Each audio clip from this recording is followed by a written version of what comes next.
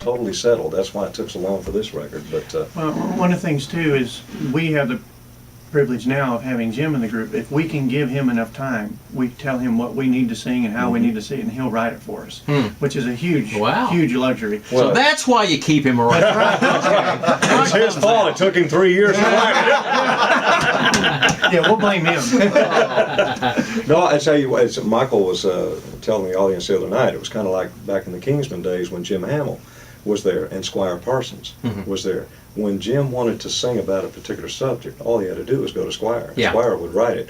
We're in that position now with Jim, but Jim's been with us, it'll be 10 years in May.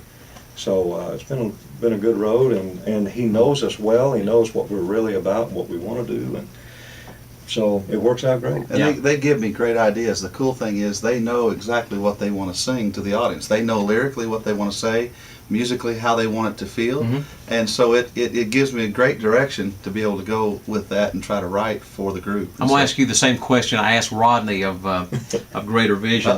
When you write these tunes, you write a tune. Do the Booth brothers, do they automatically get the first shot? Well, you know what, it depends. My gosh, we better. Michael wants to answer that. You ever heard the song "Truth Is Marching On"?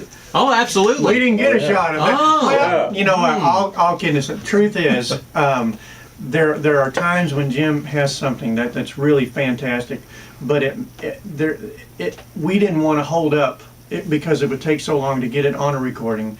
It's presumptuous to ask for it to hold it that long. And I believe some songs are meant Yes. for certain groups. Right. Yes. I really believe that. I'm sorry, Truth Is Marching On came out just after we recorded the Blind Man album. Yeah. And so it was going to be a year or two before the recording and the new recording happened, and that's how that song went to another artist. But they get first choice. I try to. That's a good story. I always believe that. No.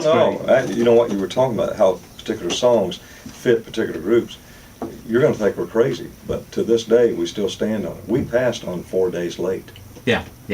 We could not envision how we could communicate that song, and we were right, because look who it fell to. I was talking with the late Billy Walker one time, and I knew that him and Willie Nelson were big friends. They were both being for Texas, and he was telling me, he says, I really don't know good songs. He said Willie pitched Crazy to me first. Oh, wow. He said, but I didn't hear it, so this little gal named Patsy Cline said that not fit me. There you go. So, but I do believe, and he said, and I believe that.